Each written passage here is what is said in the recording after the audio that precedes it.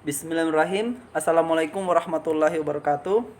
Kami dari kelompok 4 terdiri dari saya Nur Alam, Hanum Nukisyam, dan Nanda Aprilia. Kami akan membahas materi tentang tantangan jika mengadopsi model industri 4.0. Yang pertama, model industri 4.0. Model industri 4.0 adalah nama tren otomasi dan pertukaran data terkini dalam teknologi pabrik. Istilah ini mencakup sistem cyber fisik, internet untuk segala komputasi awan dan komputasi kognitif. Revolusi industri 4.0 akan membawa banyak perubahan dengan segala konsekuensinya. Industri akan semakin kompak dan efisien. Namun ada pula risiko yang mungkin muncul, misalnya berkurangnya sumber daya manusia karena digantikan oleh manusia atau robot. Yang kedua, tantangan yang akan dihadapi jika mengadopsi model industri 4.0. Hal utama yang harus dipersiapkan adalah harus mampu bersaing dan kompetitif, lebih terbuka terhadap segala jenis inovasi baru, dan siap mengadopsi sistem teknologi terbaru ke dalam bisnis yang dimiliki. Tidak lupa, kreativitas dan kejelian sangat diperlukan dalam melihat peluang bisnis yang ada. Salah satu contoh kasus nyata adalah saat ini sistem pembelian secara online lebih diminati masyarakat jika dibandingkan dengan pembelian secara konvensional. Masyarakat lebih menghargai waktu, di mana waktu ini dapat ditawarkan sebagai sebuah solusi oleh berbagai layanan e-commerce yang ada.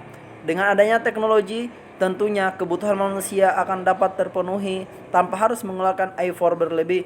Hal inilah yang dicari oleh masyarakat digital, di mana pekerjaan menjadi lebih mudah, cepat, dan efisien. Selanjutnya, materi selanjutnya akan disampaikan oleh saudari saya Hanum Lukisyam. Saya persilakan. Baik, terima kasih. Saya akan melanjutkan penjelasan sebelumnya. Oke, di sini ada poin ketiga dari solusi dari tantangan model industri 4.0. Beberapa strategi tersebut antara lain sebagai berikut. Yang pertama, perbaikan aliran material. Harus ada peningkatan kapasitas dan percepatan adopsi teknologi untuk menambah dan memperkuat produksi lokal. Poin kedua, mendesain ulang zona industri. Indonesia harus mengoptimalkan kebijakan zona industri dengan akses sektor-sektor industri yang ada. Jadi dari sisi transportasi, infrastruktur lebih dapat mendukung pendistribusian barang.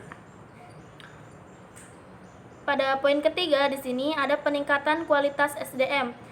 Pelaku utama dari transformasi digital ini tentu adalah manusia. Sumber daya manusia atau SDM memegang peranan cukup penting dan krusial dalam mencapai kesuksesan pelaksanaan revolusi industri 4.0.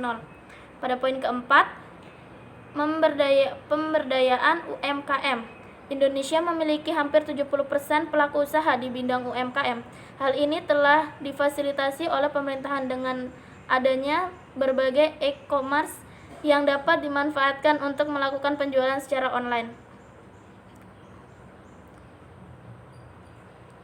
Oke, pada poin kelima, menerapkan insentif investasi teknologi. Pemerintah akan mengkaji ulang kebijakan tentang potongan pajak perusahaan dan pengecualian baik pajak impor pada perusahaan yang mau berkomitmen menerapkan teknologi industri 4.0 dalam perusahaannya. Pada poin ke-6, di sini pembentukan ekosistem inovasi. Pemerintah membuat sebuah strategi untuk memunculkan inovasi melalui kolaborasi lintas sektor. Melalui kolaborasi ini diharapkan akan ada banyak inovasi dan ide segar yang lahir.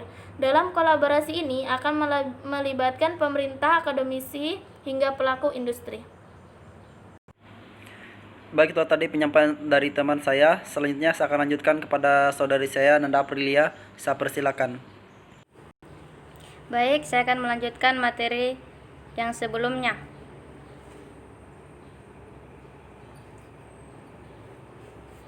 Yang ketujuh, menarik investasi asing. Adanya investasi asing dan kolaborasi dari berbagai negara akan mendorong implementasi penggunaan teknologi baru ke perusahaan dalam negeri. Yang kedelapan, harmonisasi aturan dan kebijakan. Jika terjadi sebuah harmoni antara aturan dan kebijakan, maka daya saing industri akan menjadi semakin kuat. Yang kesembilan, membangun infrastruktur digital nasional.